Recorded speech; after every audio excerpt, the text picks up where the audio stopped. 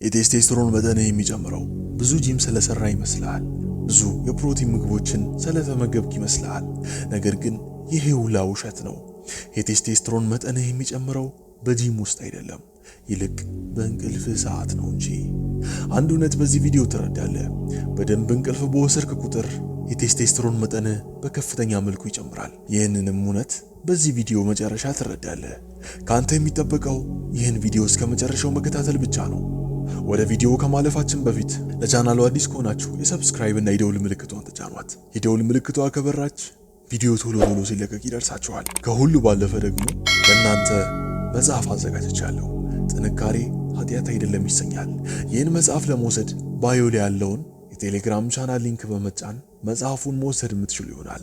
ለእናንተ አዘጋጅቻለሁ። ጥንካሬን የምትፈልጉ ከሆነ ያ መጽሐፍ ስለ ጥንካሬ ያላችሁን አስተሳሰብ በሙሉ ይቀይረዋል። ማንበብ አለባችሁ። አሁን ወደ ቪዲዮአችን እንመለስ። መነሳት ያለባቸውን 7 ነጥቦችን አንሳ። 8 ሰዓት መተኛት ምን ያህል ጥቅም እንዳለው በአሁኑ ቪዲዮ እንመለከታለን። እስከ መጨረሻው ተከታተሉኝ።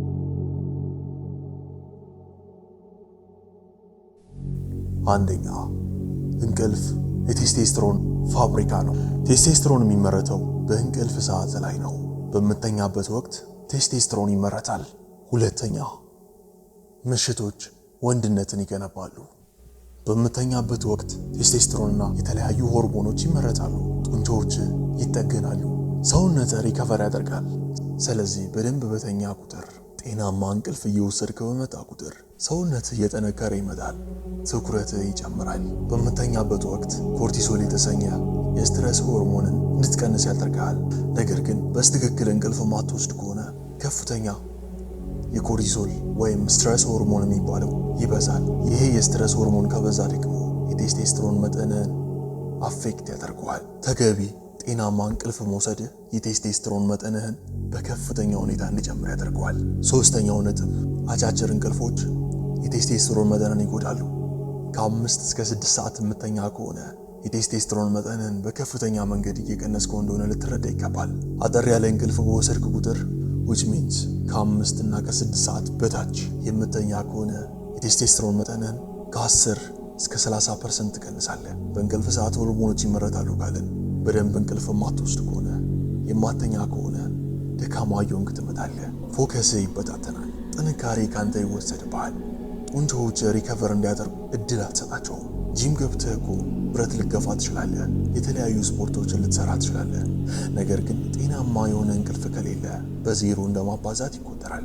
ጂም ገብተህ ከመስራትህ በላይ ጤናማ የሆነ እንቅልፍ መውሰድህ የቴስቴስትሮን መጠንህን በደንብ ይጨምረዋል። የማተኛ ከሆነ ጤናማ የሆነ እንቅልፍ ማትወስድ ከሆነ በስትረስ ትያዛለህ፣ በጭንቀት ውስጥ ትወድቃለህ። ጭንቀት ደግሞ የቴስቴስትሮን ጠላት ነው። ይህን ልብ ልትል ይገባል። አራተኛው፣ ስልካችን የሚያመጣው ተጽዕኖ። ማታ ላይ ስልክ የምታበዛ ከሆነ ማታ ላይ ስልክህን መያዝ ጤናማ እንቅልፍ እንዳተኛ መሰናከልን ይሆንብሃል። ማታ ላይ ስልክህን ስትጎረጉር የስልክህ ብርሃን፣ የስልክ ጨረር አይምሮህን ቀን እንዲመስለው፣ አይምሮህን ምሽቱ ቀን እንዲመስለው ያደርጋል። እናም ቀን እንደሆነ ነው የሚያስበው። ስለዚህም ለመተኛት በጣም ትቸገራለህ።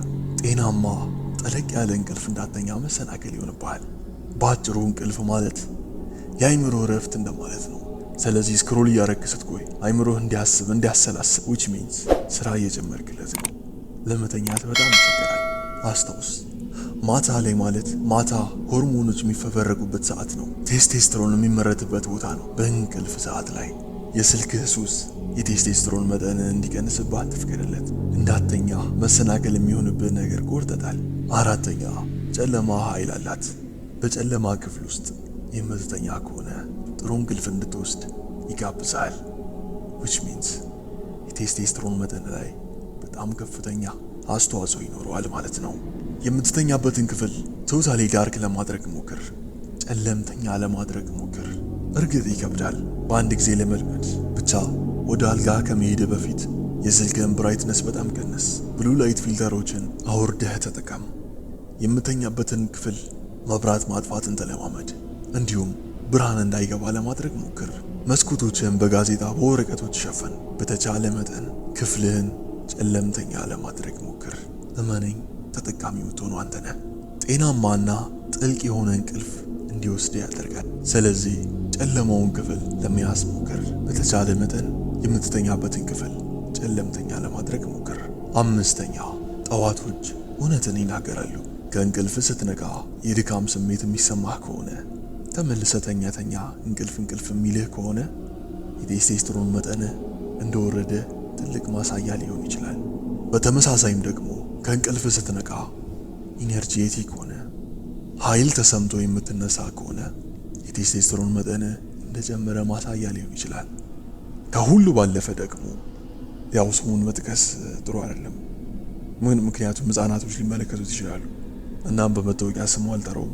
ከእንቅልፍ ስትነቃ ነገርየው ከቆመ፣ ቻርጀሩ ከተነሳበት በእርግጥም የቴስቴስትሮን መጠንህ እየጨመረ ማሳያ እንደሆነ ልትረዳው ይገባል። ቻርጀርየው አምጣ የሚልህ አይነት ነገር ከሆነም ይሄም የቴስቴስትሮን መጠንህ መጨመሩ ማሳያ ነው። እና ምልክት የሆነ ጠዋት ላይ ንቅት ብለህ ቅልጥፍ ብለህ የምትነሳ ከሆነ ትላንትና ማታ ላይ ጥሩ እንቅልፍ ወስደሃል፣ ጤናማ እንቅልፍ ወስደሃል ማለት ነው። ስለዚህ ይህን ነገር ማሳያ አድርገህ ትንቀሳቀስ። ጠዋቶችን አናላይዝ አድርግ። ጠዋት ላይ ድካም የሚሰማህ ከሆነ ማታውን በስትክክል አልተኛም። በተቃራኒው ደግሞ ኃይል ከተሰማ ኢነርጂቲክ ሆንክ፣ ጥሩ እንቅልፍ ወስደሃል ማለት ነው። ጠዋቶች የቴስቴስትሮን መጠንህን ይናገራሉ። ስለዚህ ጠዋቶችን ምንጊዜም ቢሆን ቼክ አድርግ። 6ኛ ከእኩለ ሌሊት በፊት መተኛትን ተለማመድ። ከእኩለ ሌሊት በፊት ምተኛ ከሆነ ማለትም ከ6 ሰዓት በፊት ባሉት ሰዓቶች እንቅልፍ የሚወስድ ከሆነ የሚመረቱት ሆርሞኖች እንዲበዙ እንዲጨምሩ ይረዳቸዋል። ስለዚህ ልብ በል ወዳጄ፣ መተኛት ካለብህ ከ6 ሰዓት በታች ከ6 ሰዓት በፊት ባሉት ሰዓታት እንቅልፍ እንዲወስድ ለማድረግን ተለማመድ። በተቻለ መጠን እስከ እኩለ ሌሊት ቻት ላለማድረግ ሞክር። ሁሉን ነገር ከ6 ሰዓት በፊት ጨርሰህ ለመተኛት ሞክር። እመነኝ፣ ለሆርሞኖች ለሰውነት ብዙ ሆርሞኖች እንዲያመነጭ እየረዳኸው እንደሆነ ልታውቅ ይገባል። ስለዚህ ከእኩለ ሌሊት በፊት ለመተኛትን ተለማመድ። የመጨረሻው ነጥብ 7ኛ ምሽቶችን ተቆጣጠር። ከጂም በበለጠ ምሽቶች የቴስቴስትሮን መጠንን ይጨምራሉ። እንዲህ ስል ደግሞ ጂም አያስፈልግም እያልኩ አይደለም፣ ስፖርት አያስፈልግም እያልኩ አይደለም። እያልኩ ያለሁት ከጂም ከመስራት በላይ መኝታ ለቴስቴስትሮን መጠን መጨመር ከፍተኛ አስተዋጽኦ አለው እያልኳችሁ ነው። የትኛውንም ውድድር ተመልከቱ፣ የትኛውንም ስፖርቶች ተመልከቱ። አትሌቶች ውድድሮቻቸውን ፐርፎርም ከማድረጋቸው በፊት በአሰልጣኛቸው ጤናማ የሆነ እንቅልፍ እንዲወስዱ በግድ ይደረጋል። ከስትረስ ነፃ የሆነ እንቅልፍ እንዲወስዱ ይመከራሉ፣ ይደረጋሉ። ምክንያቱም ጨዋታው ላይ ፐርፎርም ለማድረግ የተለያዩ አሰልጣኞች እነዛን ተወዳዳሪዎች ስለ ውድድሩ እንዳያስቡ፣ ረፍት እንዲያደርጉ፣ ዘና እንዲሉ ያደርጓቸዋል። ምክንያቱም ማክሲመም ፖቴንሻላቸውን አውጥተው ፐርፎርም እንዲያደርጉ። ጦርነት ላይም ተመሳሳይ ነው። ታሪክን ገብታችሁ ብታገላብጡ የጦር አዛዦች ወታደሮቻቸውን ከውጊያ በፊት በሰላም እንዲተኙ፣ ጥልቅ እንቅልፍ እንዲወስዱ ይደረጋል። ውጊያው ላይ በደንብ ፐርፎርም እንዲያደርጉ። በውትድርና እንቅልፍ ቁልፍ የሆነ ነገር ነው። በጣም ቁልፍ የሆነ ነገር ነው። ከስብራቶች ከህመሞች ነገሮች በእንቅልፋችን ሰዓት ነው ሪፔር የሚደረጉ፣ የሚገነቡት፣ የሚጠገኑት። ሪከቨር ለማድረግ እንቅልፍን የመሰለ ምንም ነገር የለም። እናም ልብ ራስህን ማሻሻል ነው የምትፈልገው፣ ራስህን መለወጥ ነው የምትፈልገው፣ አዲሱን ሰው ነው በራስህ ላይ መመልከት የምትፈልገው። ራስህን ለማሻሻል ስትነሳ የመጀመሪያው ቁልፍ ነገር መሆን ያለበት ጤናማ የሆነ እንቅልፍ፣ ዲሲፕሊን የሆነ እንቅልፍ ለራስህ መስጠት ይሆናል። ጤናማ ትሆናለህ። የቴስቴስትሮን መጠንህን በእጅጉ ትጨምራለህ። በስራ ቀልጣፋ ትሆናለህ። ትኩረትህ አይበታተንም። የሰማውን እንደምትተገብሩ አልጠራጠርም። ይህ ሀበሻን አሰለው። እኔ ደግሞ ታናሹ እስክንድር አዲስ መጽሐፍ ለእናንተ አዘጋጅቼላችኋለሁ። ስሙም ጥንካሬ ኃጢአት አይደለም ይሰኛል። ይህን መጽሐፍ ለማንበብ ዲስክሪፕሽን ላይ ያለውን የቴሌግራም ቻናል ጆይን በሉት። መጽሐፉንም የምታገኙት ይሆናል። ይህ ሀበሻን አሰለው። ምንጊዜም ቢሆን እውነትና ምክንያታዊነት። ቀጣይ ምን አይነት ቪዲዮ ይሰራላችሁ? ኮሜንት ላይ አስቀምጡልኝ።